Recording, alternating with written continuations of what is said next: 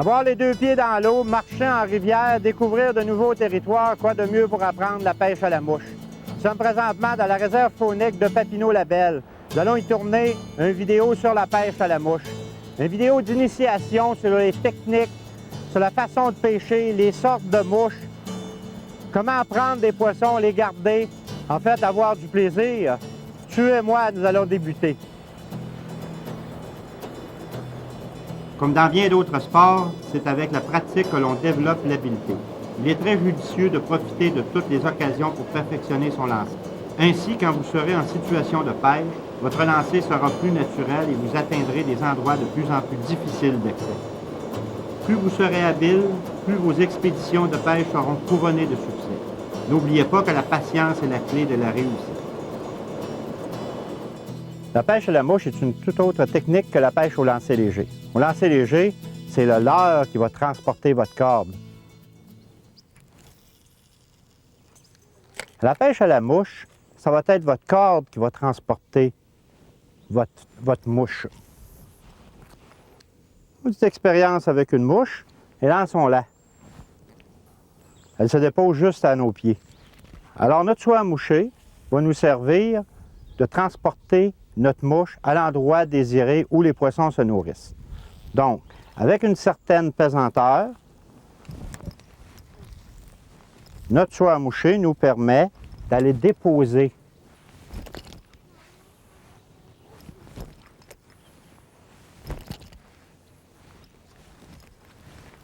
notre mouche. Comme vous voyez, c'est très important, la soie à moucher. C'est elle qui transporte avec délicatesse notre mouche et la dépose sur l'eau. Pour bien réussir ces premiers lancers à la mouche, il est important de comprendre que la pêche à la mouche est un sport comme le golf, le baseball ou encore le pigeon d'argile. Il y a une position à prendre. La position la meilleure qu'on peut utiliser est de placer le pied gauche vers l'avant et le pied droit à l'arrière pour permettre le transfert de poids à l'avant ou à l'arrière. C'est très important parce que si on place nos deux pieds comme ça et on fait son lancer, il est possible qu'on change de position. Donc, toujours se rappeler de bien se positionner, de prendre la bonne position. Et vous avez dû sûrement remarquer que j'avais une drôle de canne à pêche dans mes mains pour nos premiers lancers. Donc, c'est un instrument, un outil qui nous vient de Mme Wolfe aux États-Unis, championne de lancer à la mouche, pour apprendre les premiers mouvements du lancer à la mouche. Première des choses, c'est d'étendre assez de cordes pour pouvoir charger notre canne. Ça veut dire quoi, charger la canne? Ça veut dire faire travailler, faire bouger la canne à pêche qui va vous aider à propulser la soie. Chose importante, c'est qu'on a tendance au début, lorsqu'on fait ses premiers lancers, d'utiliser son poignet pour faire le lancer. Donc, c'est pas la bonne technique. La bonne technique, c'est d'utiliser tout son avant-bras et laisser le poignet barré. De la même façon que lorsqu'on plante un clou, c'est la même technique en fait. Alors, la bonne position, c'est bien positionner ses pieds et ensuite, charger la canne, mettre une certaine longueur. Je dirais sur une canne à mouche de mettre 2 à 3 longueurs de canne. C'est-à-dire, vous avez une canne de 9 pieds, mettre 20 à 30 pieds de corde de sortie pour pouvoir faire propulser votre soie à moucher. Et le mouvement se fait de la même façon que lorsqu'on plante un clou avec un marteau. C'est-à-dire 10 heures, 1 heure, 10 heures, 1 heure, 1, 2, 3, go. 1, 2, 3, go. Il faut laisser le temps à la soie de se déployer. Ça prend autant de temps à sortir à l'avant qu'à l'arrière. 1, 2, 3, go. 1, 2, 3, go. On arrête la canne à peu près à son oreille. Il faut prendre un certain temps pour le faire. On peut voir que la petite laine ici nous permet d'acquérir la bonne technique. Ça veut dire le momentum. Si on va trop vite, qu'est-ce qui arrive? Ça ouvre. Et plus on va ouvrir trop à l'arrière ou trop à l'avant, plus que la soie va s'ouvrir. Le secret, c'est de fermer la boucle de cette façon. Lorsqu'on fait ces lancers à la mouche, il est important de donner un angle de 30 degrés à sa canne à pêche. Parce que si on fait son lancer trop droit comme ça, on risque de se blesser avec notre mouche. Donc, on place notre bras à l'extérieur, on donne un angle de 30 degrés à notre canne à pêche et la soie va passer à l'extérieur de notre corps. Et pour serrer notre boucle, toujours son lancer comme si on utiliserait un marteau pour planter un clou. 1, 2, 3, go. 1, 2, 3, go. 1, 2, 3, go. Laissez le temps à la soie de se déployer à l'arrière. Alors, on ferme la boucle. La petite canne, qu'est-ce qu'elle nous apporte? Elle nous apporte de pouvoir avoir le bon momentum. Si vous allez trop vite, ça ne marche plus. Donc, il faut aller à une certaine vitesse. Arrêter son mouvement à l'oreille, 1, 2, 3, et refaire le mouvement vers l'avant.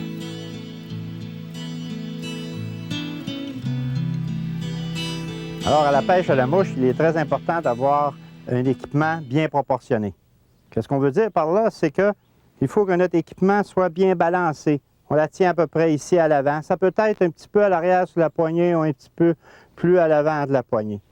Sur notre canne à pêche, toutes les indications maintenant sont marquées. Les compagnies nous indiquent la longueur de la canne, comme ici, une pied, une soie numéro 8. Donc, la corde qu'on va mettre dedans, il faut que ça soit une 8.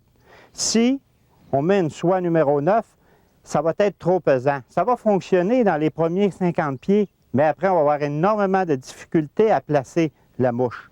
Et pour le moulinet, c'est la même chose. C'est marqué sur votre moulinet. Ici, c'est un moulinet 7-8. Donc, allez dans une boutique spécialisée et faites-vous conseiller par un bon vendeur. Donc, pour ces premiers lancers, il est important de sortir à peu près 3 fois la longueur de la canne, ce qui veut dire une trentaine de pieds pour effectuer ces premiers lancers. Au début, on se place les pieds en position pour pouvoir être en équilibre sur ces 2 pieds, transférer le poids soit à l'arrière ou à l'avant. Et pour effectuer un bon lancer, il faut viser toujours l'horizon. On fait le lancer à l'arrière, on vise l'horizon et on accompagne le lancer. Pour l'arracher, pour arracher la soie de l'eau, il est important de donner un angle. On tient sa canne bien droite, du bout de la canne à pêche jusqu'à l'endroit où la soie touche soit l'eau ou soit le gazon. Il faut avoir un angle de 45 degrés. Pourquoi ça? Vous vous souvenez sûrement, lorsque vous étiez jeune garçon, vous avez pris un bout de planche que vous avez joué dans l'eau avec, et en prenant le bout de planche à plat, on essayait de le soulever de l'eau. Alors, il y a une succion qui se faisait, et on n'était pas capable de l'arracher. Il fallait absolument le glisser vers l'arrière. Alors, le fait de mettre la soie mouchée à un angle de 45 degrés, ça l'aide à glisser vers l'arrière. Ça permet quoi? Ça permet une bonne arrachée et de ne pas déranger le poisson lorsqu'on pêche. Si l'angle est mauvaise, si la canne est trop basse, on va arracher de l'eau en tirant sur la soie, alors ça va déranger notre poisson et le lancer ne sera pas aussi bien. Donc, on récapitule, on tient la canne bien droite, la poignée en équilibre sur la canne à pêche, la prise en équilibre sur notre canne. On tient toujours compte d'avoir un angle de 45 degrés à l'avant, on fait l'arracher vers l'arrière, on arrête notre lancer à la hauteur de notre oreille. Et on fait le mouvement vers l'avant en visant l'horizon et on accompagne le lancer délicatement. Alors, faisons quelques lancers. C'est le lancer simple. On n'est pas obligé de faire plusieurs lancers. On fait un à la fois, on regarde bien qu'est-ce qu'on fait. On fait le lancer doucement. On lève la canne, on arrête, on propulse vers l'avant, on vise l'horizon, on accompagne le lancer délicatement. On se sert de la même technique que comme si on planterait un clou avec un marteau. 1, 2, 3, go. 1, 2, 3, go. 1, 2, 3, go. Souvenez-vous toujours que ça prend autant de temps à aller à l'arrière, la soie, qu'à l'avant. Donc, si la soie prend un certain temps pour se déployer vers l'avant, dites-vous que ça prend le même temps pour se déployer vers l'arrière. Donc, on peut compter 1, 2, 3, go. 1, 2, 3, go. Et on vise l'horizon et on accompagne notre lancer.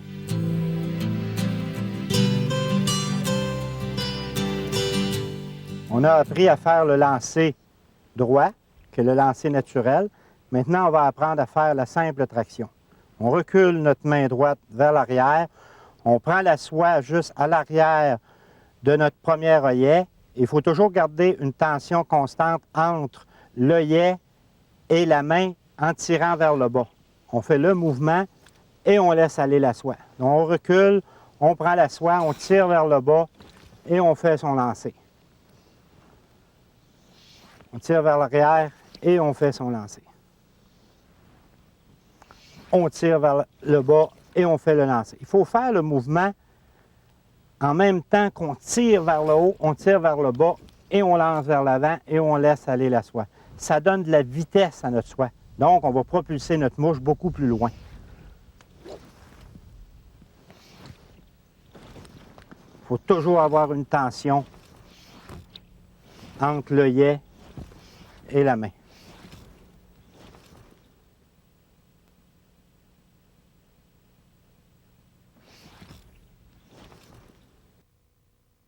On a pratiqué la simple traction. Maintenant, on va pratiquer la double traction. La double traction, on tire sur le fil, on lance vers l'arrière, on accompagne le lancer, la soie, et on retire vers l'avant. Donc, on tire, on accompagne, on donne de la vitesse à notre soie à moucher, en fait. Comme ceci, comme ça. Il faut tirer pour accélérer vers l'arrière, tirer pour accélérer vers l'avant. Tirer pour accélérer vers l'arrière, tirer pour accélérer vers l'avant. Ça donne une certaine vitesse et on peut lancer plus loin. Donc, on peut faire la simple traction pour des lancers aller jusqu'à 70 pieds. Passer 70 pieds, on utilise la double traction. Et ça donne de la vitesse à notre soie et on lance automatiquement plus loin.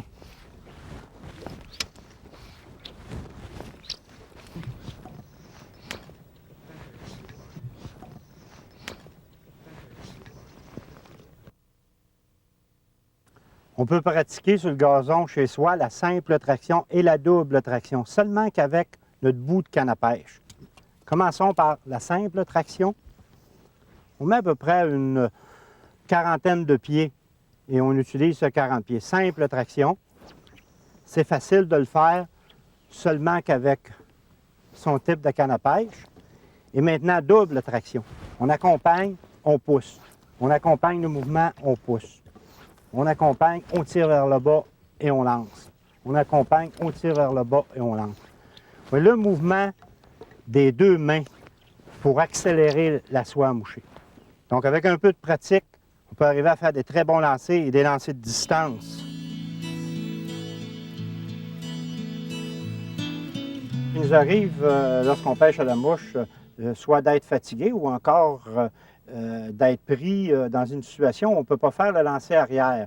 Si vous regardez ici, on a les arbres très près de nous et si les truites sont proches du bord ou si on n'a pas d'embarcation, on peut quand même pêcher. On effectue un lancer roulé. C'est un lancer très facile à condition de connaître bien la façon de le faire. On laisse passer la soie à l'arrière de notre épaule de cette façon, en tenant la canne fermement, et on donne un coup vers l'avant, comme si on effectuerait un lancer droit. Donc, on lève la canne délicatement, on laisse passer la soie lentement à l'arrière de nous, et on projette la soie vers l'avant. Il y a des choses à ne pas faire, par contre, comme tirer sur la soie et anticiper le mouvement. Qu'est-ce qui arrive à ce moment-là? C'est que la soie ne va pas se dérouler complètement et ne déposera pas bien la mouche. Un lancer roulé, on peut tout faire avec ça. On peut même changer de direction. On laisse passer la soie à l'arrière de nous et on vise dans une autre direction et la soie va se dérouler facilement. Donc, on laisse passer la soie lentement, on projette la canne vers l'avant et la soie se déroule lentement et dépose la mouche lentement à l'eau.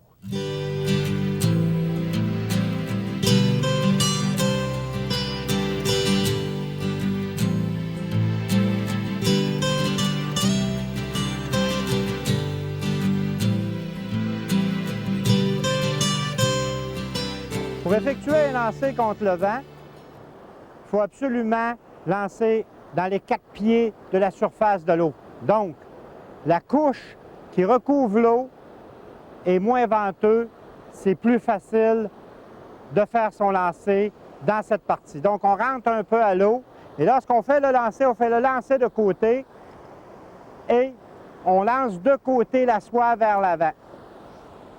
Plus on est près de l'eau lorsqu'on effectue le lancer, plus le lancer va être droit, bien aligné et on va pouvoir mieux déposer notre mouche. Donc, on fait le lancer arrière, plus à la hauteur de l'eau. Il ne faut pas s'inquiéter non plus s'il arrive qu'on touche l'eau à l'arrière, parce que ça devient un lancer très difficile puisqu'on lance contre le vent. La truite est certainement bien moins méfiante lorsqu'on pêche contre le vent, puisqu'il y a des petites vagues sur l'eau. On fait le lancer arrière juste au-dessus de l'eau et on pointe vers l'avant juste au-dessus de celle-ci. On va se servir ici de la simple traction. On arrache, on laisse aller le fil, lance vers l'avant. Ici, on va être très ouvert avec la canne à pêche. On va l'accompagner la soie à l'arrière, faire le mouvement vers l'avant.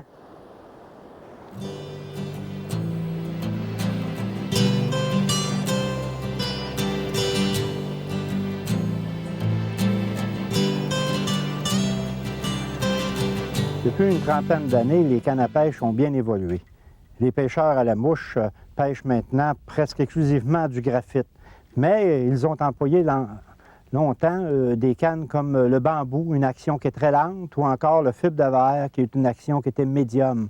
On peut dire que lorsqu'on utilisait les cannes de bambou dans les années 60-70, on avait quand même des cannes qui étaient très rigides pour cette époque. Donc les compagnies ont marqué maintenant sur leur canne à pêche leur action. C'était un besoin parce qu'il y a des gens qui adoraient pêcher avec des cannes qui avaient un flex, un full flex, qui est une action lente. Qu'est-ce qu'un full flex, en fait? C'est une canne à pêche qui plie de la poignée.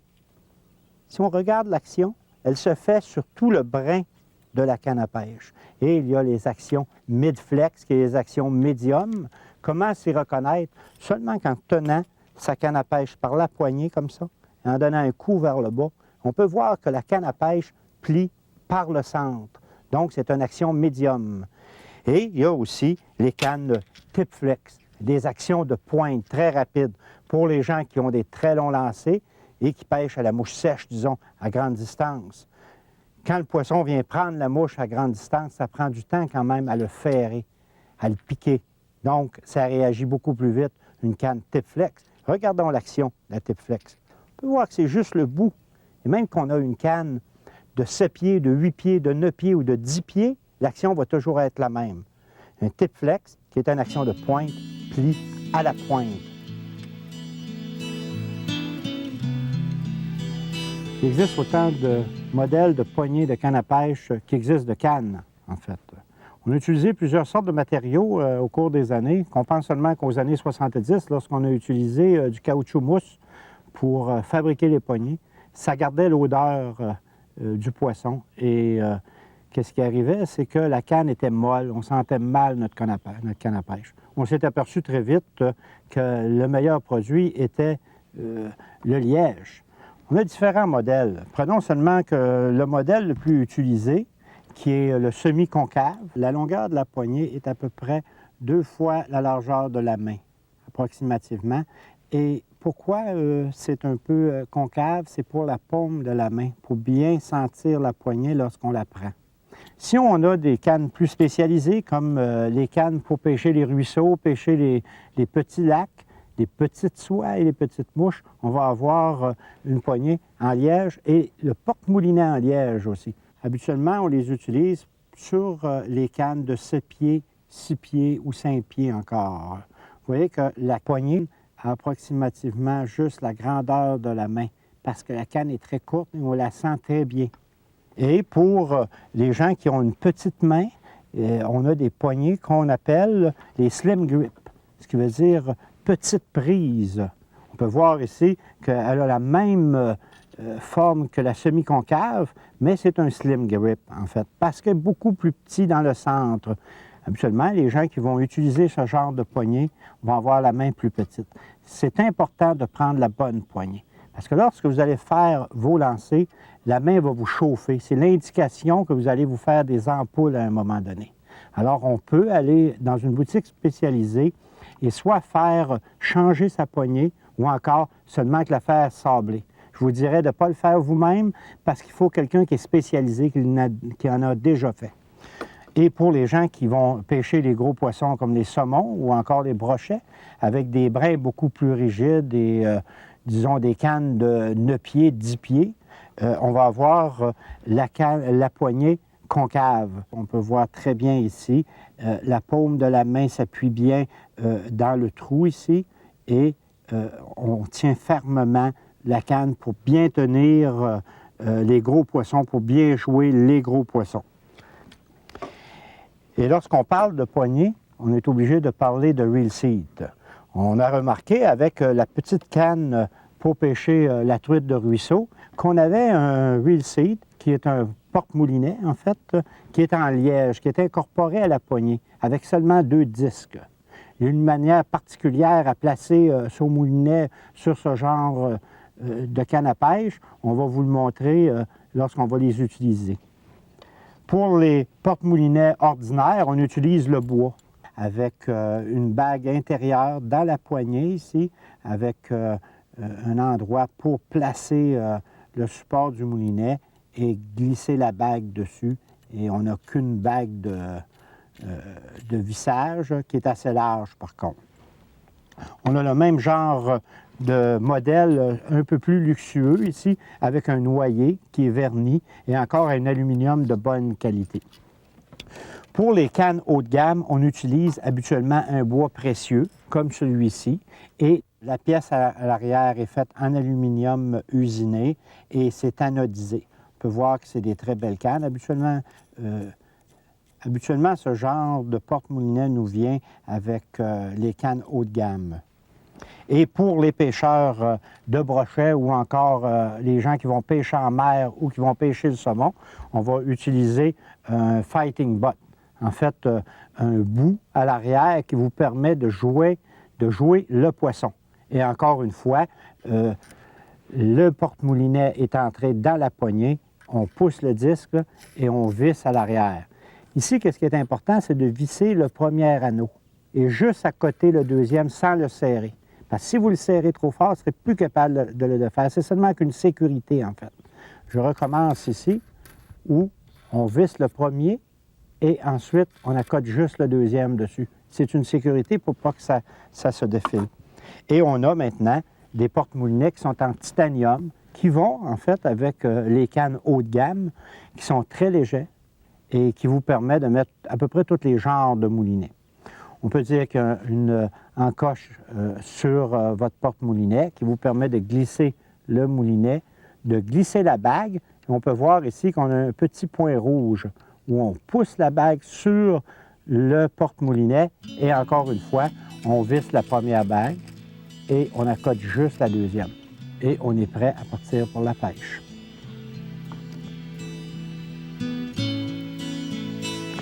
Il y a autant de sortes de moulinets, de modèles de moulinets qu'il y a de cannes à pêche. Mais c'est assez difficile de s'y retrouver, en fait. Si on utilise une canne de 9 pieds avec une soie numéro 5, on va utiliser le même moulinet qu'avec une canne de 8 pieds et demi, soie numéro 5. Et pour s'y retrouver, on regarde sur notre moulinet, il est marqué sur celui-ci 3, 4, 5, 6, 7, 8, et c'est bien balancé avec la canne à pêche. Les instructions sont données par la canne à pêche, donc la longueur et le numéro de la soie qu'on peut utiliser avec celle-ci. Il y a différents types de moulinets. Premièrement, le moulinet le plus simple qu'on retrouve sur le marché est le moulinet à cliquet. On peut voir à l'intérieur ici 2 cliquets qui, en frottant sur la roue qu'on voit ici, ralentit la course de la bobine lorsqu'on va sortir la soie à moucher. Ce n'est pas fait pour ralentir le poisson, mais seulement que la soie pour ne pas faire de retour à notre soie à moucher. Et à ce moment-là, qu'est-ce qui arrive? C'est que ça va gonfler la soie et on va être prêt avec ça. Ça fait une perruque qu'on dit dans le langage. Maintenant, si on veut ralentir le poisson, lorsqu'on prend un plus gros poisson, on va poser la paume ici juste en dessous de la bobine et avec une certaine pression, on ralentit la course de notre poisson. Le moulinet nous vient habituellement avec la bobine. On a le corps et la bobine, c'est vendu ensemble. Mais on peut acheter séparément la bobine pour mettre différents types de soie. Et on a des moulinets un peu plus évolués, comme celui-là ici, qui est à disque. On les utilise habituellement pour pêcher des poissons un peu plus gros, comme l'achigan ou le brochet. Mais ça sert très bien à la truite aussi, parce que des fois, on peut prendre une grosse truite. Et le disque qu'on voit à l'intérieur ici est fabriqué comme un frein d'automobile, un disque d'automobile, et c'est ce qui ralentit la course du poisson. Ici, on peut voir qu'on a une bobine cassette qu'on appelle, en plastique.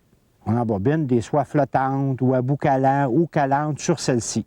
Il ne faut pas oublier non plus la ligne de réserve qu'on va mettre au début. On peut voir que le centre est assez petit. Donc, quand on fait un tour, on rentre peut-être 6 pouces à la fois. Si on rajoute la ligne de réserve en plus de la soie, alors on va avoir une plus grande facilité à rentrer le poisson, surtout quand il vient sur nous. Donc, on fait un tour et on récupère un pied de corde à ce moment-là. Donc, ça s'assemble facilement. Et la ligne de réserve, c'est quelque chose d'important. Souvent, on va penser qu'on n'en a pas besoin. Il y a des gens qui viennent nous voir et nous le disent « Moi, je n'ai pas besoin de ligne de réserve, je pêche des petites truites à la traîne. » Donc, si vous pêchez à la traîne, vous en avez doublement besoin. Premièrement, il est possible que vous preniez un gros poisson ou encore que vous accrochiez le fond. Et lorsqu'on est en bateau, même si on arrête le moteur électrique, le bateau va continuer. Alors, ça vous donne un certain temps pour vous reprendre et vous ne perdez pas votre mouche ou encore votre soie mouchée.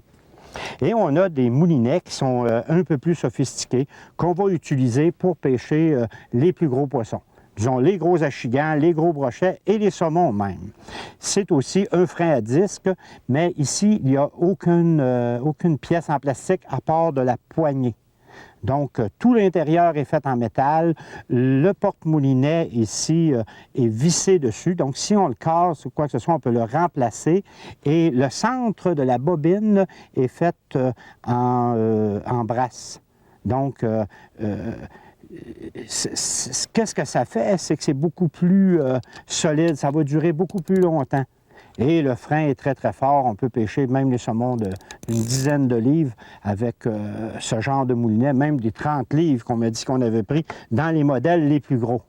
Depuis quelques années, il est apparu sur le marché un nouveau type de moulinet, le large hors-bord, qui est le grand diamètre, en fait.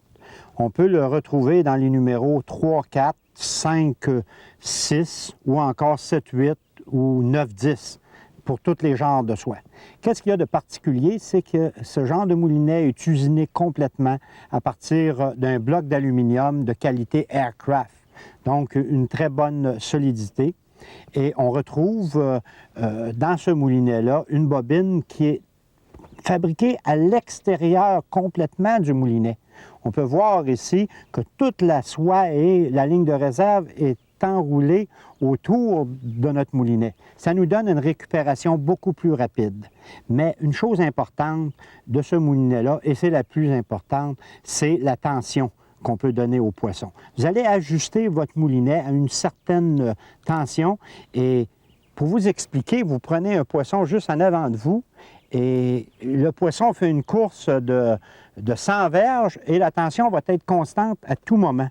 Donc, pour quelqu'un qui débute la pêche à la mouche, ce genre de moulinet à grand diamètre est fort utile.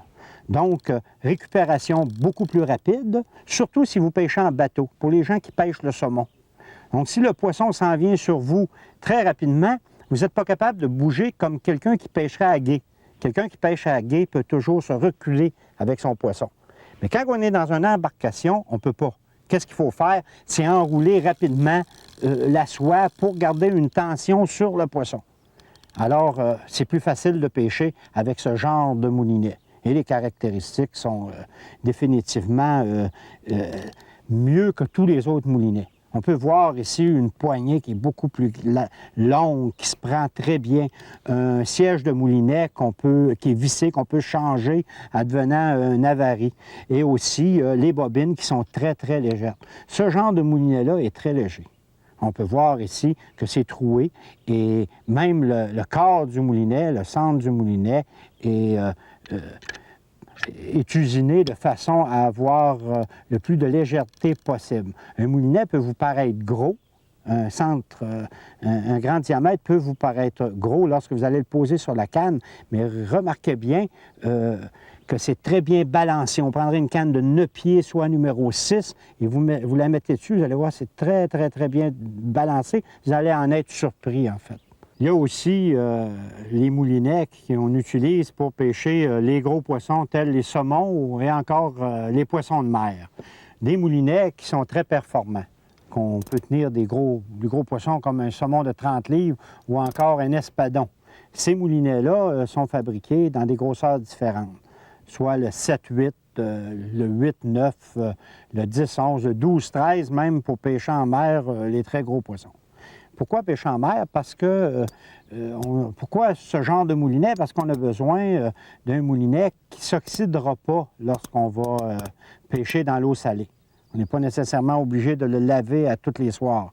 On peut voir le centre de la bobine qui s'enlève facilement. Sur une bobine comme celle-ci, on peut facilement mettre 200 verges de backing, de ligne de réserve, ainsi qu'une soie 8 ou 9 encore. Et la chose la plus importante de ce moulinet-là, le caractéristique de ce moulinet-là, c'est le frein. Le frein qui est placé à l'extérieur de la bobine, comme on peut voir ici, et qui vous permet un très bon combat avec de très gros poissons. Donc, un bon moulinet de bonne qualité qui nous permet de rentrer très rapidement nos poissons. Chose importante aussi dans ce nouveau genre de moulinet, contrairement aux moulinets qu'on pouvait acheter sur le marché anciennement, où la bobine de rechange coûtait 50 % à peu près du prix du moulinet, ici, la bobine nous revient à peine à 1/3 du prix de votre moulinet. Donc, une très bonne pièce qui va durer très longtemps.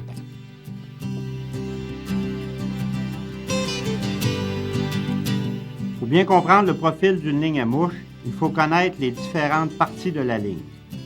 À l'avant de la soie, on trouve une pointe parallèle et fine à laquelle on raccorde le bas de ligne. Cette pointe est plus ou moins longue selon les modèles et les marques. En arrière de la pointe, la soie s'épaissit progressivement. C'est ça que l'on appelle le fuseau avant. Cette partie fuselée est plus ou moins longue. En arrière du fuseau, on trouve le ventre de la soie. C'est la partie la plus épaisse de la soie. Elle est parallèle. C'est là que réside l'essentiel du poids de la ligne. Ce ventre est plus ou moins long. Sur les soies à fuseau décalé, les weight forward, le ventre est plus court. En règle générale, il s'étend entre 20 et 30 pieds de la pointe de la soie.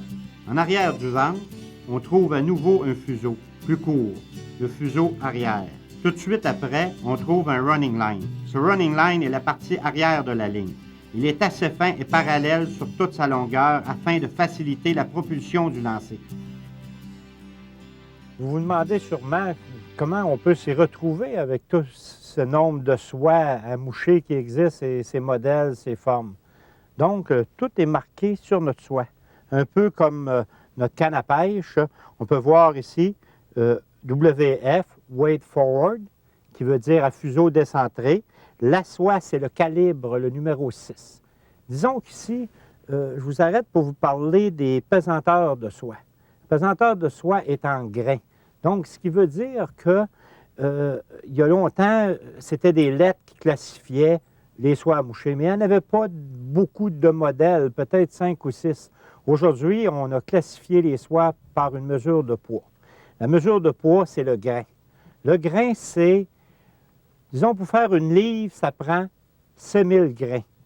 C'est la mesure de poids, avoir du poids, la plus petite mesure britannique qui existe. Donc, on peut, avec certains documents, retrouver exactement la pesanteur d'une soie numéro 6.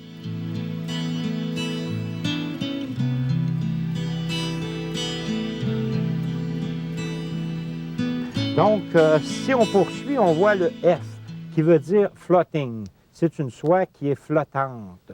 Donc, on a différents types de soies à moucher. Les flottantes, qui sont généralement les plus utilisées.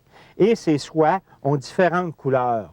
On peut dire qu'habituellement, les soies sont de couleur pâle, parce que le poisson étant dans l'ombrage, en dessous de l'eau, voit vraiment moins bien les couleurs qui sont blanches lorsqu'il regarde vers le haut. La même chose qu'on peut voir les avions qui sont blanches au-dessous, ou encore on peinture les bateaux en blanc en dessous des bateaux. Il faut dire une chose ici, c'est que lorsque le poisson voit la soie mouchée, il ne voit pas vraiment ce que nous voyons sur l'eau. Nous, on voit une étendue de soie de 40 ou 50 pieds, mais la vision du poisson est conique. Ce qui veut dire, avec un cône de cette façon, le poisson à 6 pieds doit voir à peu près 3 pieds de la soie seulement. Et plus il va s'approcher de la mouche, plus sa vision va être rétrécie, qu'il verrait à un moment donné plus la soie du tout. Il va voir seulement l'avançon et la mouche. Donc la couleur, on peut se fier vraiment aujourd'hui aux compagnies qui ont des couleurs qui ont été étudiées, qui sont les meilleures couleurs. Je crois que la couleur la plus intéressante est la couleur jaune.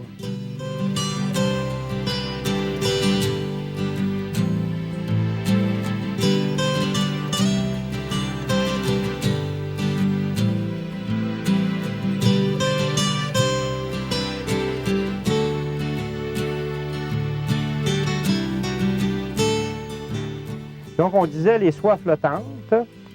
Ensuite, on a les soies à bout calant. Dans les soies à bout calant, si on regarde ici, encore un weight forward, parce que c'est la soie la plus utilisée, on a un numéro 8, FS, Floating Sinking, ce qui veut dire qu'il y a un bout qui cale. Mais le bout qui cale peut être de différentes longueurs. La première qui a été utilisée, je me souviens bien, c'était un 10 pieds calant. Mais c'est rajouté à ça à cause de la technique et des genres de pêche qu'on fait, d'autres longueurs, comme le 4 pieds calant, qui est le mini-sing qu'on appelle, mais qui cale aussi creux qu'un 10 pieds. Parce qu'un mini-sing, ça a 4 pieds de longueur, mais ça cale rapidement. Et c'est classé dans le sens que ça peut caler 2 pouces à la seconde ou 6 pouces à la seconde ou 10 pouces à la seconde, dépendant du genre de soie qu'on va utiliser et de la densité de cette soie. Ensuite, on a les 10 pieds calants qu'on a dit, qu'on a parlé. On a des 15 pieds calants et on a des soies plus spécialisées qui sont de 30 pieds calants. Et même, on a des soies qui sont full calantes et qui sont que de 30 pieds, qui s'appellent les Deepwater Express, qui descendent très rapidement au fond. Des soies qu'on va utiliser habituellement pour pêcher directement sur le fond dans 10, 20 ou 30 pieds d'eau. Ensuite, on a les soies intermédiaires. Les soies intermédiaires ont aussi leur couleur. Comme vous pouvez voir ici, si on regarde la couleur de la soie, elle est comme caramel, couleur caramel. Donc, elle se marie bien juste en dessous de la surface. Et c'est une soie qu'on appelle intermédiaire parce qu'elle cale à peu près de 12 pouces à 20 pouces en moyenne, dépendant de la vitesse de l'eau. Une chose que je n'ai pas mentionnée lorsque j'ai parlé des bouts calants, et qu'on ne peut pas voir ici, mais que je vais vous montrer, c'est que le bout qui cale est d'une couleur différente de la soie flottante. Donc, la soie flottante est jaune et le bout 4 pieds ou 5 pieds qui va caler va être de couleur foncée, gris ou noir ou brun. Et ça, on retrouve ça dans toutes les compagnies qui fabriquent les soies à moucher. Ensuite, on a les soies calantes. Une soie calante, on peut voir ici encore, weight forward 8, sinking, puis on a 3 petites barres qui dit le genre 3. Alors, je parlais du genre 1, qui serait un intermédiaire. Ensuite, on a le 2, le 3, le 4 et le 5. Il faut comprendre que le 5 est la soie qui va caler le plus rapidement possible, qui va aller plus rapidement possible au fond. Ce genre de soie est très spécialisé. On appelle ici la soie density compensated, qui veut dire que sur la longueur de la soie n'a pas la même densité dans les derniers pieds de la soie, pour permettre à la soie d'être uniforme, uniform sinking, qui veut dire qu'il va caler tout à la même vitesse, plutôt que faire un ventre de cette façon. Donc, ça a 2 densités. La soie va caler, mais elle va caler droite. Elle va entraîner toujours le méné à la même hauteur. Les soies habituellement utilisées pour caler sont des soies brunes, mais surtout grises. On retrouve une espèce de gris cendré sur le marché.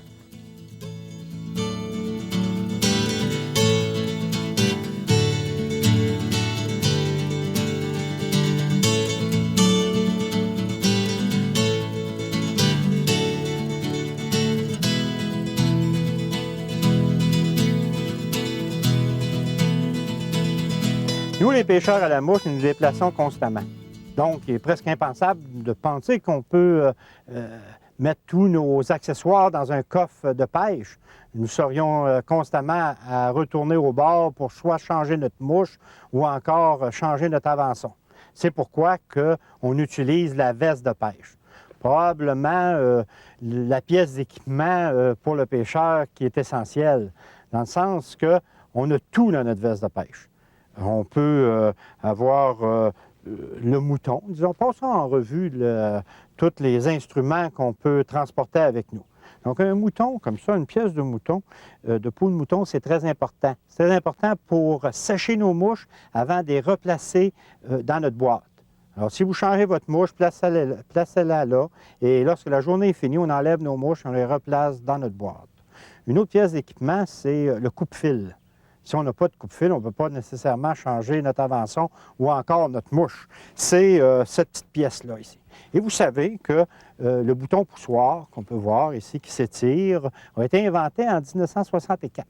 C'est quelque chose qui a une trentaine d'années et qui est indispensable. Je crois que tout le monde en possède 2 ou 3. On peut l'avoir soit avec un clip ou encore une aiguille qu'on peut piquer dans le vêtement. Ici, j'ai choisi un coupe-fil qui est en céramique et en plastique. Donc, ça ne rouille pas, ça ne fait pas de bruit et ça coupe le monofilament facilement. Ne jamais l'utiliser sur les hameçons. Alors, si vous avez un hameçon à crocher ou à couper ou à enlever, tiens, pour les gens qui pratiquent la remise à l'eau, l'ardillon sur la mouche, utilisez plutôt votre pince. Une chose importante aussi, souvent les gens vont placer leurs pièces, leurs pinces sur eux, ils ne savent pas nécessairement comment l'enlever. Regardez bien qu'est-ce qu'il faut faire. Il faut le pousser au maximum ici et elle va s'ouvrir. Alors, ça serait quelque chose à pratiquer. C'est important d'avoir cette pièce d'équipement. Autre chose, encore un bouton poussoir avec ici une pièce de cuir avec à l'intérieur du caoutchouc. Ça sert à chauffer notre bas de ligne. Vous savez, quand vous prenez votre bas de ligne puis il est tout enroulé, là, ça sert à le redresser. Donc, un redresseur d'avançon. Ici, j'ai le float pour les mouches sèches. C'est très important d'en avoir parce qu'après avoir capturé 2-3 truites, qu'est-ce qui arrive? C'est que la mouche est imbibée de gluant, en fait, puis elle ne flotte plus. Qu'est-ce qu'on fait? C'est qu'on la lave comme il faut et on applique du float dessus et ça l'imperméabilise. Ça sert à faire flotter notre mouche. On a aussi une lumière si on a à pêcher tard le soir. Une petite lumière, on l'a constamment avec nous. Et c'est sûr que quand il est en plein jour, on ne pense pas à notre petite lumière. Mais le soir, quand il faut revenir ou qu'il faut chercher ses clés, alors c'est utile d'en avoir une, très, très utile. Qu'est-ce qu'on a d'autre? Bon, il ne faut pas oublier nos mouches, parce qu'on a des boîtes pour les mouches. Alors, on a une boîte ici qu'on peut mettre différents types de mouches, les mouches noyées, les mouches sèches, les streamers. Alors, c'est très important d'avoir les mouches avec nous. Chose importante aussi, emmenez-les toutes vos mouches. Si vous dites, aujourd'hui, ils m'ont pêché à la mouche sèche, ça allait emmener seulement qu'une boîte pour les mouches sèches. Si, admettons qu'il n'y a pas de truite, pas d'activité sur l'eau, vous allez être tenté d'utiliser vos nymphes, si vous ne les avez pas. Donc, vous allez avoir comme un petit problème. Donc, j'en ai de toutes les sortes. Ici, j'emmène mes nymphes, j'emmène toutes mes mouches avec moi. C'est pourquoi que j'ai plusieurs poches sur ma veste de pêche. Je vais regarder qu'est-ce que j'ai d'autre qui est important. Tiens, voilà ici. Des avançons. C'est important d'avoir un bon étui avec différents types d'avançons. Je les place toutes dedans.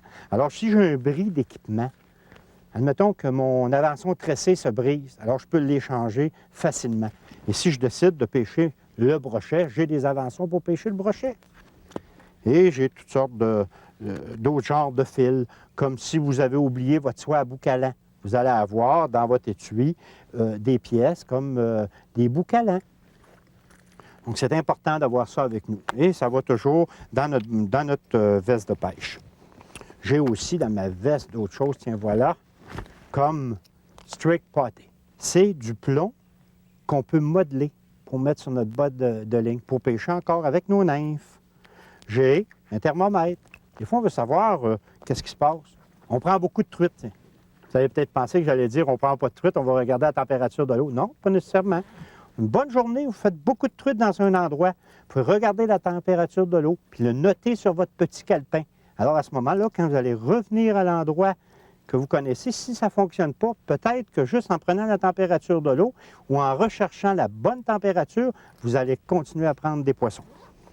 Donc, il y a plusieurs choses qu'on peut transporter dans notre veste de pêche. Mais on a quelque chose de spécial que vous n'avez pas vu encore, probablement. C'est notre puise pour puiser nos poissons. Et le gadget, l'accessoire la plus spéciale que je peux vous montrer, parce que ça, vous connaissez ça, tout le monde en a une, c'est notre accessoire magnétique. Tiens, voilà, regardez bien. Justement. On a les mains libres. Si on prend notre poisson, on sort, on prend notre poisson dans nos mains, on replace notre net et on peut décrocher notre poisson et le laisser aller. Donc, une veste de pêche est très important. Il existe plusieurs genres de vestes de pêche spécialisées, comme celle qu'on voit maintenant, la veste gonflable, maintenant approuvée par le gouvernement canadien pour les pêcheurs qui font du canot ou encore qui se déplacent en embarcation. Aussi pour les gens qui pêchent les grosses rivières, comme les rivières à saumon. C'est très sécuritaire d'avoir ce genre de veste avec nous. Et on a aussi pour les pêcheurs de brochets, tiens, qui se déplacent dans des baies sur le bord des lacs, un sac ventral où on peut placer tous nos accessoires ainsi que nos boîtes à mouches. Et pensez à la relève.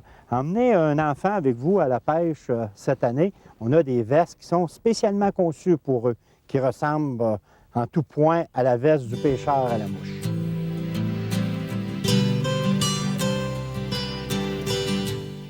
Ça fait 40 ans que je pêche à la mouche et j'utilise 4 nœuds. Et c'est 4 nœuds très, très simples. Nous allons vous les enseigner. Nous allons utiliser 2 ficelles, une de couleur verte et une de couleur orange pour faire nos nœuds.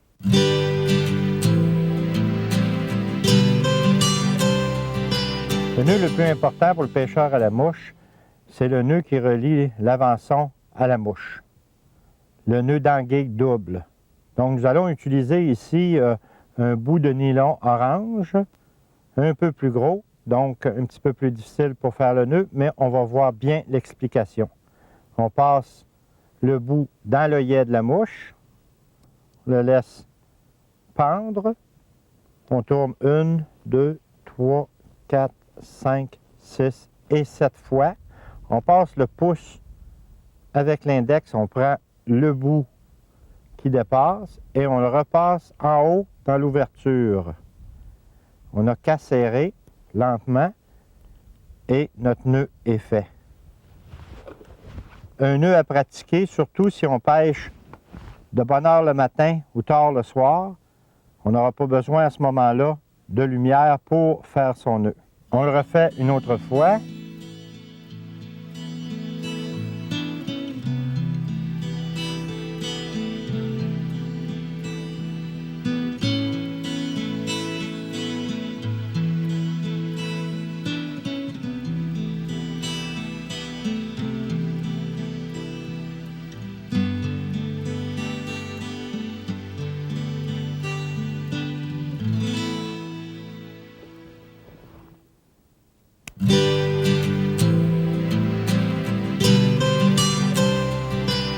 Lorsqu'on a besoin de faire une boucle, on va doubler notre fil de cette façon.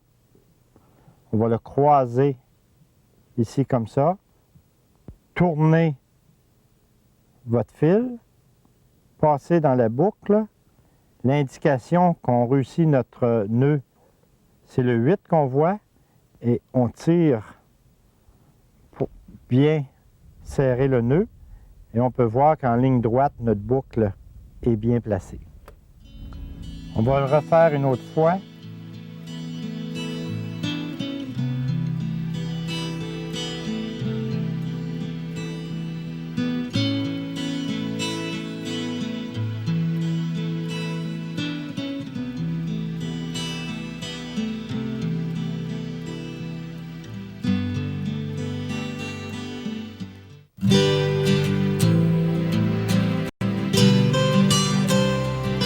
Lorsqu'on veut rejoindre sa soie à moucher à sa ligne de réserve, on utilise un nœud de surliure. Le bout de ficelle orange est la soie à moucher et le bout vert est la ligne de réserve. On se coupe une boucle dans le fil de réserve, on le place de cette façon vers le bout de la soie. On place la ligne de réserve de cette façon et on va enrouler 7 fois la ligne de réserve sur la soie et la boucle. De cette façon, au moins 7 fois. Et on va passer le bout de ligne de réserve dans la boucle. Mais il ne faut pas le pousser jusqu'au fond. Il faut le garder à peu près 1 pouce ou 2 de cette façon, juste pour le faire passer en dessous de l'autre fil. Et on laisse le doigt dessus. On tire les 2 bouts comme ceci. Et on tire sur les 2. Ici, ce qui est très important, c'est de tirer sur cette partie-là, ici à l'arrière, en premier, pour bien fermer à l'avant. Et ensuite, tirer sur le deuxième et on tire sur les 2, de cette façon. On coupe le bout ici et coupe près ici. Et c'est prêt pour la pêche.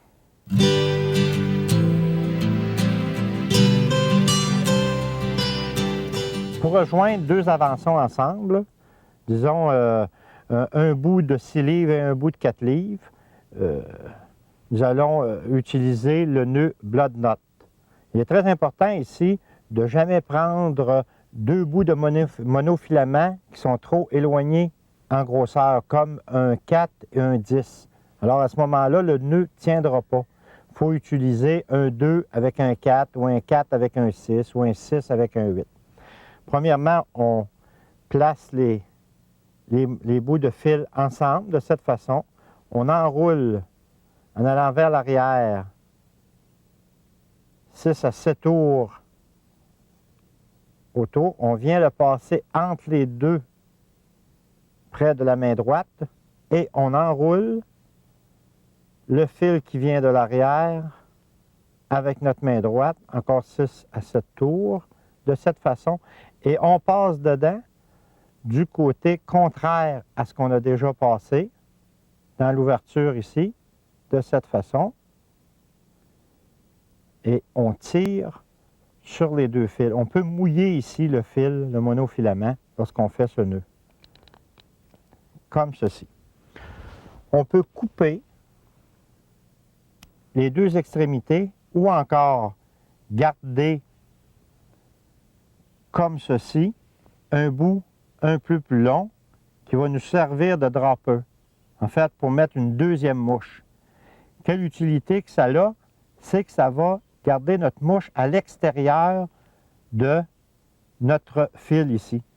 Alors même si ça tourne, ça ne tournera pas autour. Donc la mouche va rester à peu près à 1 ou 2 pouces du monofilament et c'est un nœud qu'on va se servir pour monter des mouches en empile. 2 mouches en fait ou 3 mouches. Surtout à la pêche à la traîne. On va le refaire une autre fois.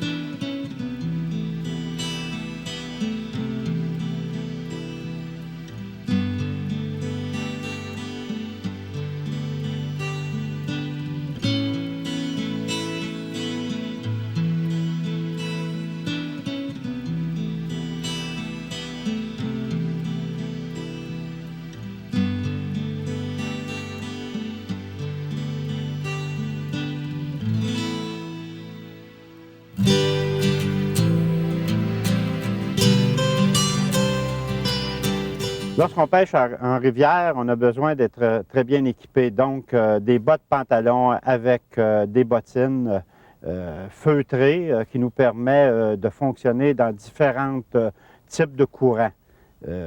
Les bottes pantalons viennent jusqu'en dessous des bras avec une bonne bretelle et une ceinture qui est très importante. En devenant un petit accident où nous glisserions dans l'eau, ceci retiendrait l'eau d'entrée, empêcherait l'eau d'entrer dans tout notre pantalon. Donc, on a besoin d'une botte, une très bonne botte feutrée. Les feutres sont changeables. À chaque année, lorsqu'on voit que nos feutres sont brisés, on peut les remplacer. C'est un kit qui se vend par deux.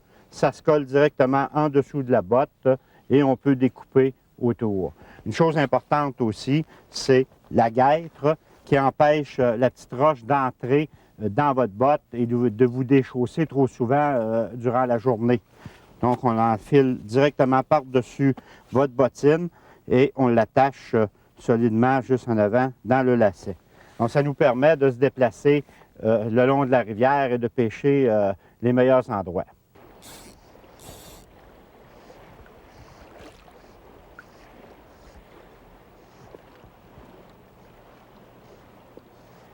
Il est très facile de monter son équipement, mais encore, il faut le faire de la bonne façon. Premièrement, le moulinet. Placez le moulinet sur le dessus du porte-moulinet, poussez vers l'entrée dans la poignée comme il faut, bien le prendre la bague, la tourner et l'insérer comme il faut et visser à l'arrière notre bague de serrage. Mettons qu'on le ferait, vous le feriez à l'envers, ce qui veut dire de cette façon, sans prendre garde. On le met comme ça, mais en venant pour installer les pièces arrière, le moulinet pourrait tomber dans l'eau, ou encore si vous êtes sur les roches, et se briser, et peut-être pourriez perdre votre journée de pêche.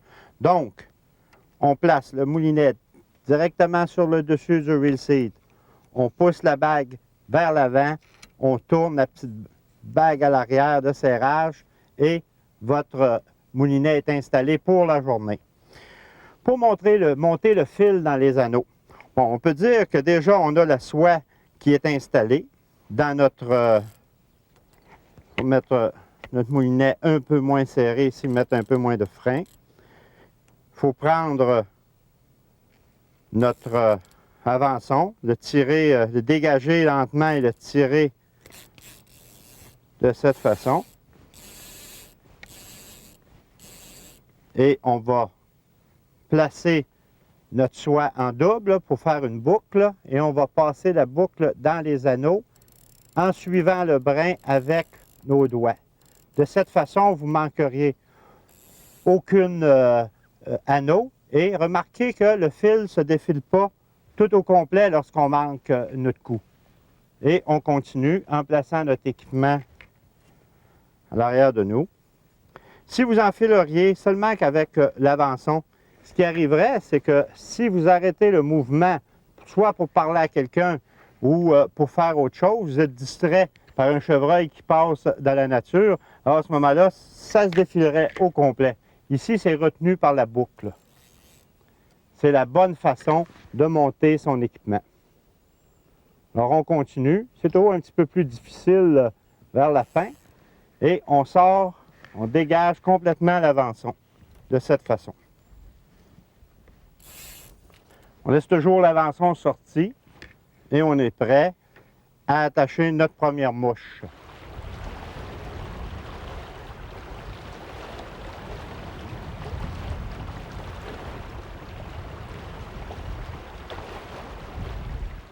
Le bâton de marche est une pièce d'équipement très, très importante. Ça nous permet, en fait, de pouvoir se déplacer en sécurité dans l'eau. Premièrement, voir quelle profondeur d'eau peut y avoir en avant de nous. Deuxièmement, s'il y a des grosses roches et on se barre les pieds dans les roches, on garde notre équilibre grâce à notre bâton. Une autre chose très importante aussi, si on traverse une rivière, il y a beaucoup de courant, on peut placer notre bâton juste à l'arrière de notre pied, de cette façon, et placer notre pied sur le côté. En l'ayant bien piqué, qu'est-ce qui arrive? C'est que ça vous permet de vous reposer dans le courant. Et vous pouvez repartir à marcher lentement. Vous pouvez arrêter peut-être 2 fois en traversant la rivière. Si vous avez un bon appui avec votre bâton, alors c'est vous qui contrôlez votre progression. Chose importante aussi pour voir, enlever les reflets dans l'eau et voir s'il n'y a pas des roches ou encore si on pêche à des endroits où il peut y avoir des clôtures, des broches dans l'eau. Une paire de lunettes polarisées est très importante. Pas seulement pour voir les poissons, mais pour voir le fond de la rivière. Et à ce moment-là, on peut marcher en sécurité. Ici, j'ai pris des fit-over qui vont par-dessus les lunettes, en fait.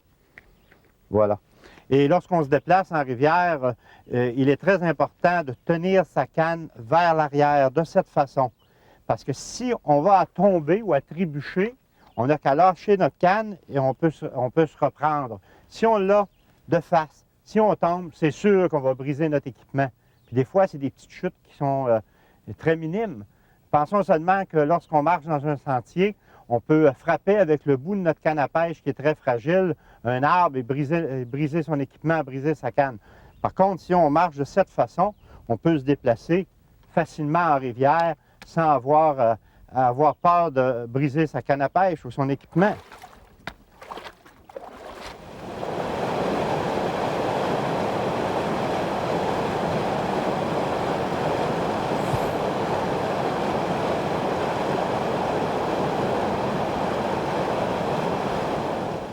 Lorsqu'on pêche en rivière, souvent, il n'y a aucune activité. Donc, qu'est-ce qu'on va faire? On va faire de la prospection. On va lancer une mouche sèche en dessous des arbustes ou encore sur le bord de la rivière et on va récupérer la soie lentement en regardant notre mouche dériver. Donc, si une truite prendrait la mouche, il serait facile de la ferrer. Ensuite, on refait le lancer sur le centre de la rivière de cette façon. On assèche bien notre mouche avec des faux lancers. Alors, vous pouvez voir que ça enlève complètement l'eau sur notre soie. On replace la mouche un peu plus haut et on répète l'opération lentement. Toujours en reprenant la corde pour rester la soie très, très bien tendue. On recommence, on assèche comme il faut notre mouche en faisant des faux lancers. On redépose la mouche un peu plus loin et tranquillement, pas vite, on se déplace en montant dans la rivière.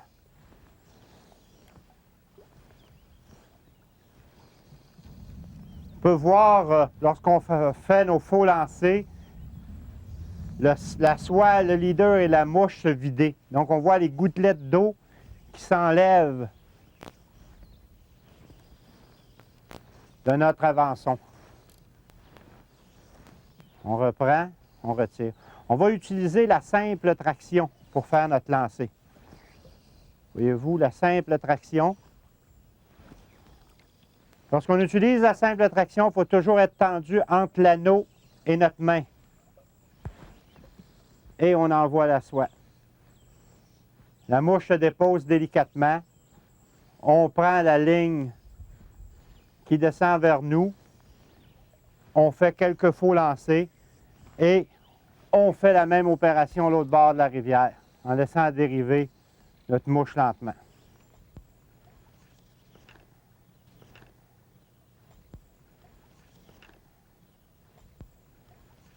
On va faire le lancer arrêté qui va nous permettre d'avoir une meilleure dérive de la soie et de la mouche. La mouche va sembler naturelle. Alors, on fait son lancer normalement. On arrête le lancer et on bouge la soie de gauche à droite. Ça permet la dérive naturelle de la mouche. On reprend la ligne lentement pour garder toujours une tension.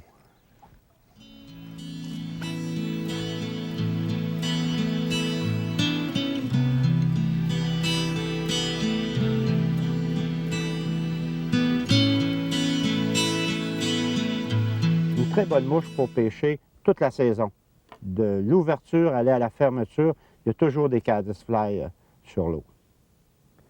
Donc, les proportions pour un hameçon, ici on a utilisé un hameçon sèche de numéro 14, mais les caddis peuvent être faites du numéro 10 au numéro 18.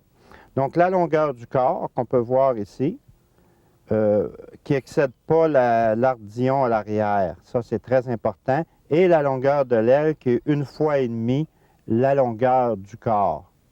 Et la tête n'est pas trop grosse. C'est important de garder la tête assez petite.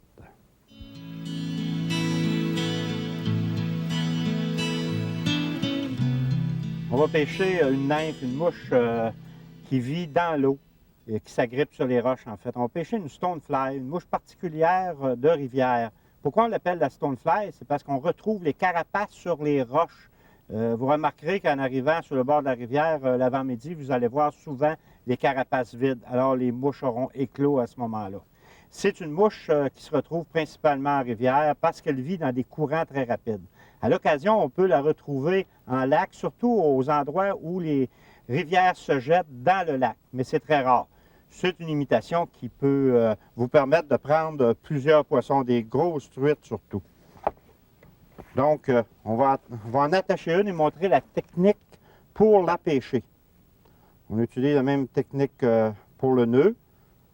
Donc, ça se fait assez rapidement quand même. C'est une technique ici que j'utilise au cas qu'il fait noir le soir. Donc,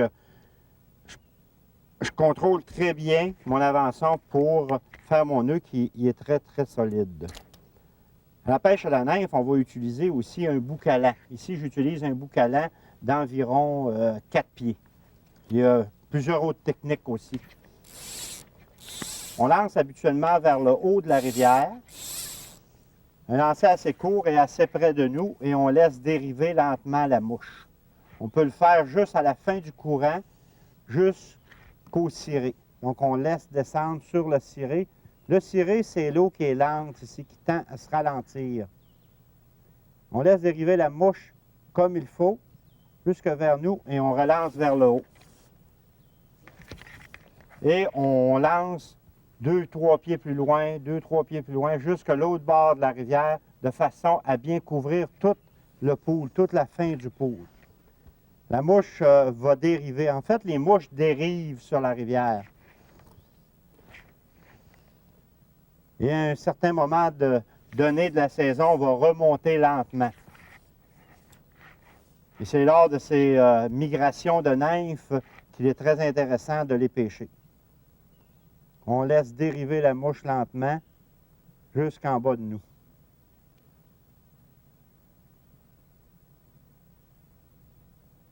On peut faire juste sautiller la mouche à la fin pour lui donner un petit peu d'action. On relance. On peut faire des lancers très très courts. C'est pas obligé d'avoir des très grands lancers. On contrôle la soie en reprenant celle-ci lentement. On laisse dériver dans le ciré lentement. Laisse passer la mouche à la fin du pool. Et on recommence en lançant vers le haut du courant. Et on répète l'opération jusqu'à temps qu'on est rendu l'autre bord de la rivière. Ensuite, on se déplace en montant et on pêche jusque dans le rapide ou sur les bords de rapide. On laisse passer la mouche délicatement. On agite un peu. Et on attend qu'elle soit passée au complet. Quand la soie vient droite à l'arrière, on la lève et on refait son lancer. Pourquoi? Parce que c'est beaucoup plus facile à refaire son lancer lorsque la soie va être étendue, plutôt que la reprendre à l'eau et essayer de la remettre. Alors, on laisse passer la nymphe comme il faut, dans le fond. Et si on sent moindrement une touche, on peut ferrer. Ici, on a différentes techniques de ferrage. Je vais en montrer une qui est très utile parce qu'elle permet de garder la mouche toujours en opération de pêche. Donc, on laisse descendre la mouche lentement. Si la mouche arrête, on snappe vers le bas. Ce qui fait que ça pique le poisson. Et si le poisson a manqué la mouche, on peut continuer à pêcher en descendant. Et si, oups, on a un petit coup, on snappe vers le bas. Et on laisse passer notre mouche délicatement vers le bas. Voilà. Plutôt que ferrer comme à la mouche sèche où on donne un coup, alors à ce moment-là, qu'est-ce qui arrive? C'est qu'on enlève la mouche de l'eau. On est obligé de recommencer. Tandis que si on laisse descendre la mouche tranquillement comme ça et on s'en bat, ça pique le poisson. Et si le poisson a manqué la mouche, alors vous êtes toujours en opération de pêche. Bonne proportion, trop longue. La queue pas plus que demi la longueur du corps ou la longueur du corps au complet. Le corps doit être divisé en 3 parties, qui est 2 parties pour l'arrière et une partie à l'avant pour le thorax. La tête ne doit pas être plus grosse que l'œillet en avant. La tête est assez petite. Les pattes ne doivent pas dépasser la pointe de l'hameçon. Alors, ça donne une mouche qui est très bien balancée, qui va bien se tenir dans l'eau et on va avoir beaucoup plus de chances de prendre de poissons si notre mouche est réaliste, beaucoup plus réaliste, qui ressemble beaucoup à la mouche qu'on veut imiter.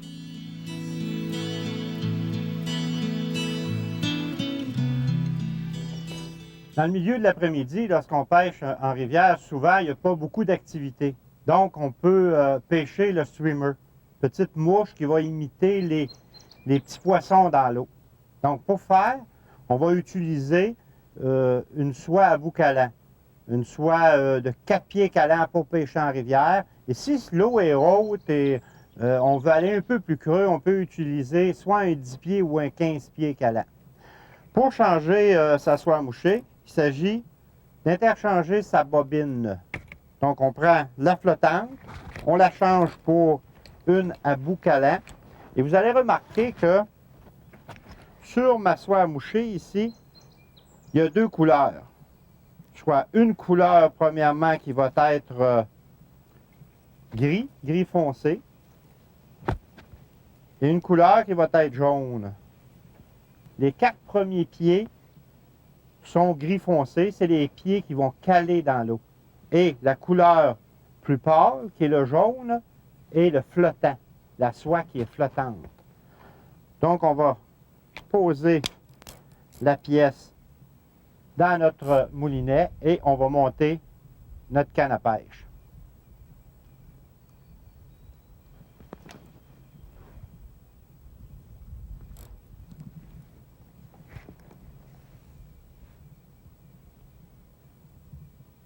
Il nous reste à choisir un streamer, une imitation de petit menet. Ici, l'eau est assez foncée. Pour bien la voir et pour bien voir où on va pêcher, où on va passer notre mouche, on va prendre un Orange Gregos qui est de couleur pâle. Ici, on a un nœud qui est assez particulier. Juste pour ne pas bouger, on accote nos doigts sur notre deuxième main, là. De cette façon, c'est plus facile. On va tourner avec notre doigt ici, 6-7 tours. On va prendre le bout de fil qu'on a ici. On va repasser dans l'ouverture plus haute pour faire un nœud qui serait bien barré. De cette façon. Et on va couper ici l'excédent de fil.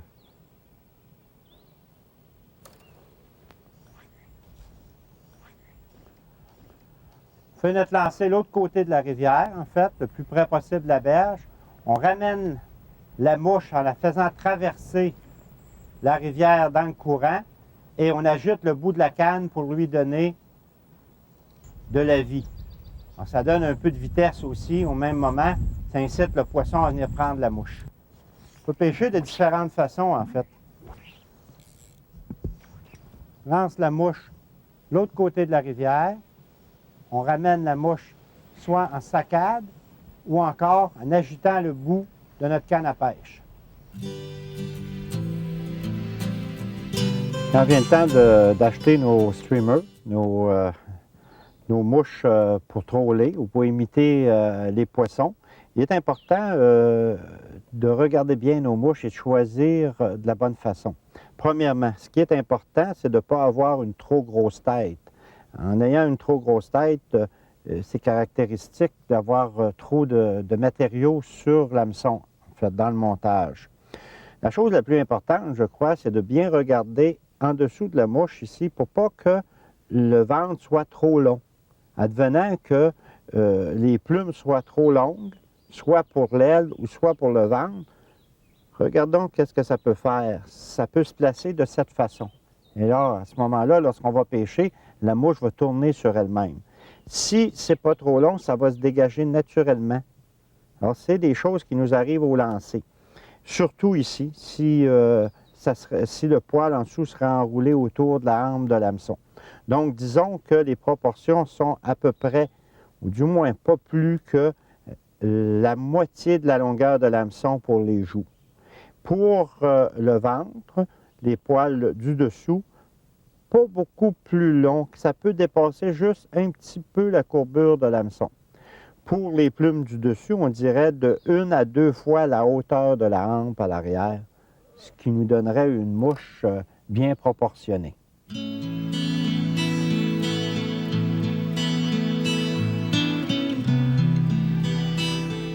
Une bonne mouche sèche, c'est une mouche qui est bien proportionnée. Donc, une mouche qui va bien flotter à la surface de l'eau. La différence fondamentale de la mouche sèche, c'est le hackle. On peut voir que le hackle est enroulé autour et ça fait comme une collerette à l'avant de la mouche. C'est ce qui va supporter la mouche sur l'eau. À l'arrière, il est important que la queue soit assez longue, disons la longueur du corps de la mouche. Et le corps ne doit pas être trop gros non plus. Les ailes doivent être bien divisées et la tête petite.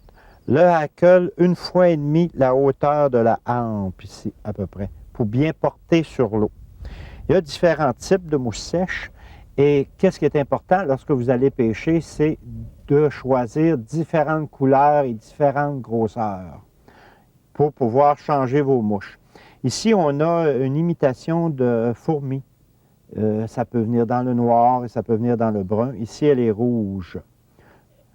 On a l'imitation d'une éphémère, une Adams ici. Ici, on a l'imitation, non, c'est une vraie mouche, c'est une abeille. Ici, on a l'imitation d'une mouche de mai. Voilà. Ici, on a l'imitation d'une wolf. On peut voir que la mouche est un peu plus grosse que les mouches conventionnelles qu'on a ici, dans les petits. Ici, on a un Hornberg, qui est une mouche sèche qui peut imiter certaines grandes éphémères. Et on a une mouche terrestre qui est la Joliette Hopper. En fait, c'est une sauterelle. On a différents types de mouches. Qu'est-ce qu'il faut se rappeler? C'est de choisir différentes grosseurs et différentes couleurs. Maintenant, les mouches nymphes, qui sont les mouches qui sont dans le fond de l'eau. Ici, on a des mouches qui représentent des éphémères, des caddisflies ici. Regardez la courbure de l'hameçon, qui est caractéristique à ce genre de mouches. Ici, on a des grosses mouches de dragonfly et on a des mouches de stonefly, juste ici. Ensuite, on a différents types de streamers qu'on va utiliser pour imiter les petits poissons et on a différents types de mouches Willy Bugger pour imiter les sangsues. Ici, on va pêcher l'achigan. On va avoir des grosses mouches qui sont les poppers. Si on regarde ici, une imitation de poisson, bonnyfly et certaines grosses mouches pour pêcher le brochet et l'achigan. On peut remarquer qu'il y a beaucoup de couleurs dans ce genre de mouches. Et lorsqu'on pêche à la traîne, on va utiliser des grosses mouches, des grands streamers. Il y a deux différents types de streamers à ce moment-là, soit l'hameçon complète ou encore le tandem. On peut voir le tandem ici, on a deux hameçons lorsqu'on parle de tandem. Un hameçon à l'avant et un hameçon à l'arrière. Et des grosses mouches encore ici pour pêcher à la traîne. Lorsqu'on va pêcher le saumon, on va utiliser des mouches qui sont attractives, des mouches de couleurs, de plusieurs couleurs. Et la bonne façon de les choisir, c'est de prendre une mouche brillante, comme ici, ou ici, le modeler, prendre une mouche de ton médium, qui sont comme le Monroe Killer ou le pompier, et prendre une série de mouches noires. Ça ici, c'est la caractéristique d'une bonne boîte à mouches pour pêcher le saumon. On peut voir des numéros 2, 4, 6, 8 et 10 dans différentes grosseurs. Donc, si l'eau est haute ou basse, on peut utiliser nos mouches à ce moment-là. Donc, c'est une sélection pour débuter à la pêche à la mouche.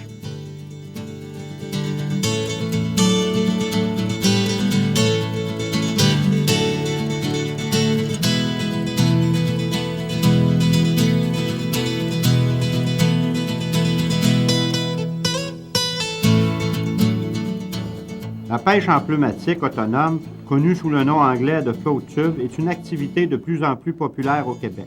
Cette embarcation gonflable légère peut être transportée à des lacs où il est impossible d'apporter une embarcation conventionnelle. Le float tube peut convenir à une personne dont le poids peut atteindre 150 kg sans compromettre sa sécurité. Un autre avantage du float tube est qu'il permet de pratiquer, pour ainsi dire, une pêche fine. Dans ce pneumatique, on peut approcher délicatement et sans bruit des zones de pêche à fort potentiel.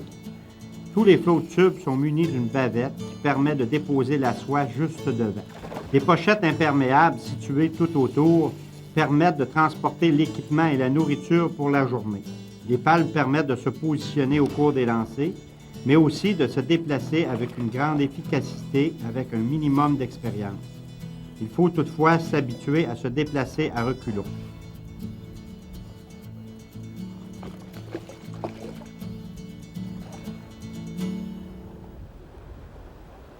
Je la porte tranquillement.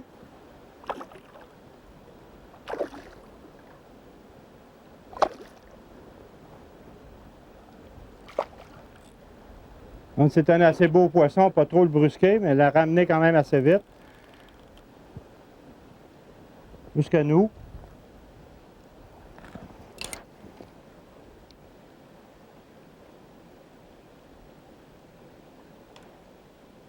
J'ai choisi ici un popper en styrofoam, en styromousse en fait, avec des petites hackles, des petits hackles en caoutchouc. La technique est assez facile. Il s'agit de lancer la mouche près des arbres ou près d'un ruisseau comme ici, qui rentre dans le lac, laisser dériver lentement la mouche et lui donner des petits coups pour la faire sauter, qui fait plouc, plouc, attendre. Habituellement, s'il y a un achigan dans les environs, l'achigan va venir se placer en dessous du popper. Et lorsque vous allez faire plouc, l'achigan va prendre la mouche. C'est vraiment plaisant de pêcher l'achigan à la mouche. Si vous débutez, bon, c'est peut-être la meilleure technique pour pratiquer votre lancer, avoir du plaisir, faire des remises à l'eau ou pratiquer à rentrer des poissons.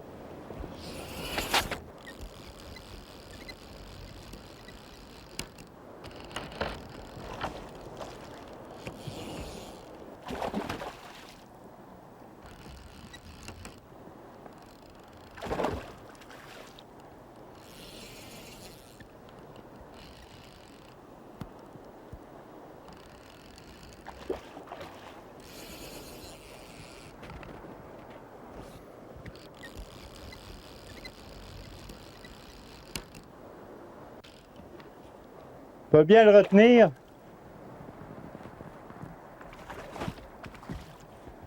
C'est assez vigoureux. Lorsque le poisson est près de nous, on peut diminuer un peu sa tension.